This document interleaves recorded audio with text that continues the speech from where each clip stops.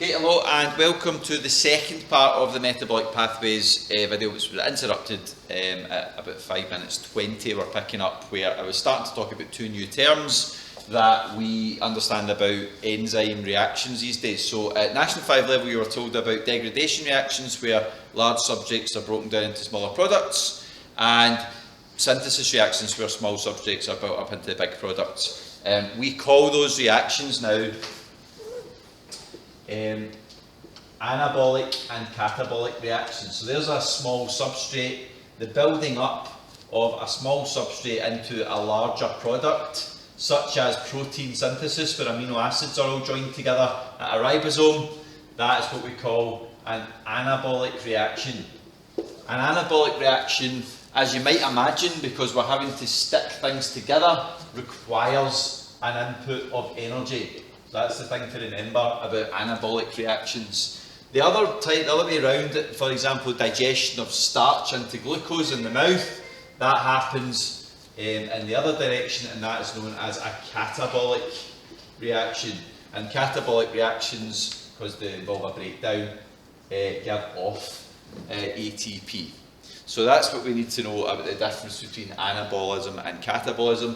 All of those reactions together in a cell, we call the metabolism of the cell. That's where that metabolic pathways term comes from. Alright? So we're now going to look a wee bit more detail at enzymes and how they work. What we need to initially understand about them is that the way they speed up a reaction is they reduce the activation energy for a reaction. The activation energy, in the simplest terms, is the amount of energy required for a reaction to take place. By lowering the level of energy you need to put into a reaction, you speed that reaction up. And that's how an enzyme works.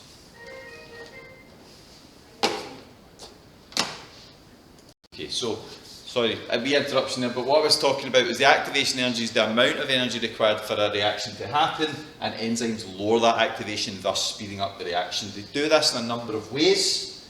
The first way that we talk about them lowering the activation energy is a process called induced fit. Induced fit is taking what we understood at National 5 a little bit further.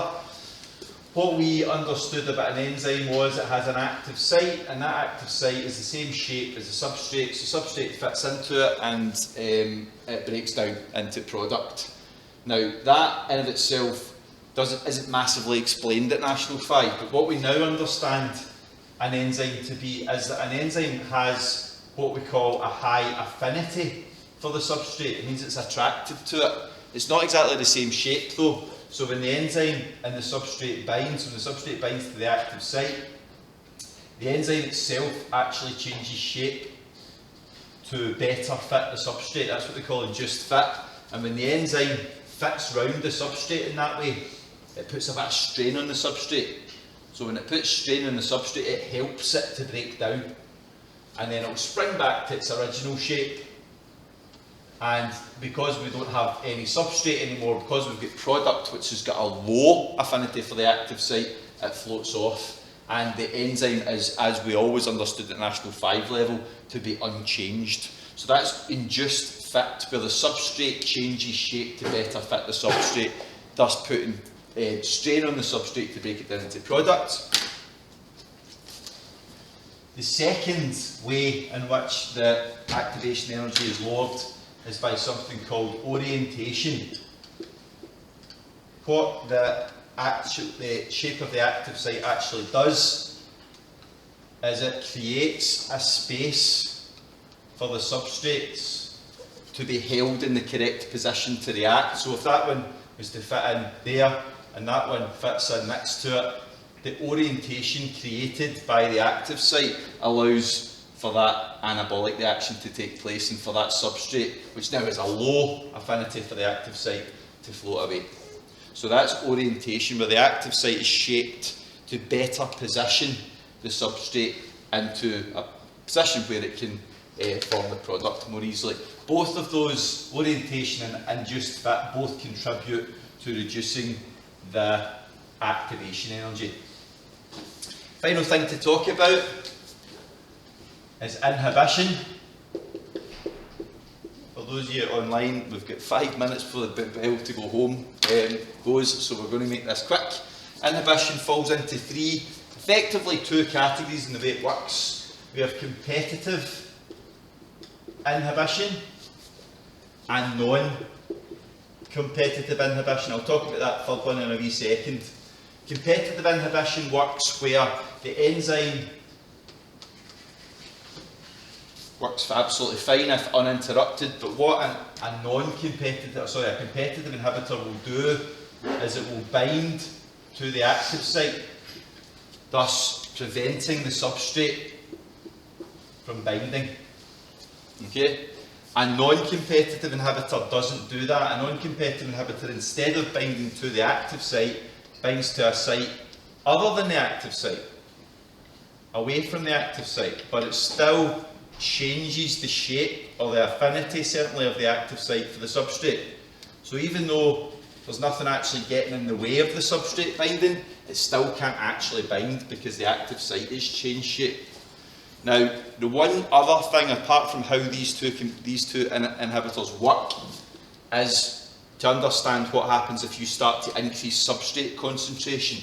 If we start to increase the concentration of substrate when we're dealing with a competitive inhibitor, because effectively it loses the competition, is the best way to look at it. The substrate is far more likely to get into the active site than the inhibitor is, so competitive inhibitors lose their powers of inhibition, basically, if you increase substrate concentration. Increasing substrate concentration when you're dealing with a non-competitive inhibitor does not have that effect, because the active site can't bind to substrate at all because it's changed shape. Doesn't matter how many extra substrate molecules you put into that. So that's the difference between competitive and non-competitive inhibition. It's about increasing substrate concentration. A competitive inhibitor loses its inhibitory properties. A non-competitive inhibitor doesn't. It's not affected by increasing substrate concentration. That brings us to the very final thing, which is a kind of type of inhibition, a process involving inhibition, which can fall into either of these two categories. And if I want us to think about our metabolic pathway from the first video, where we have a substrate broken down into intermediates and then eventually into a product. So for shorthand, we've got the substrate, intermediate 1, intermediate 2, and then the product. And remember, of course, an enzyme controls each of them, and it's a different enzyme every time because they all have their own role. It's a wee bit difficult to see on the screen actually, but so the substrate, intermediate 1, intermediate 2, and product. What this type of inhibition is called, first of all, is feedback inhibition. And the way feedback inhibition works is the product of the pathway acts as an inhibitor to the first enzyme in the pathway.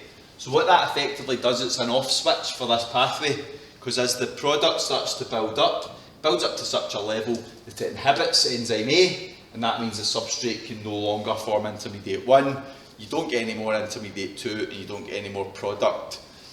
As time goes on, the level of product is going to reduce, and as that reduces, eventually it's going to go below the threshold for inhibiting enzyme A, and the whole process turns on again. So that's feedback inhibition. And that takes us to the end of the metabolic pathways topic. So make sure you watch those two videos together. Apologies for the interruption between them.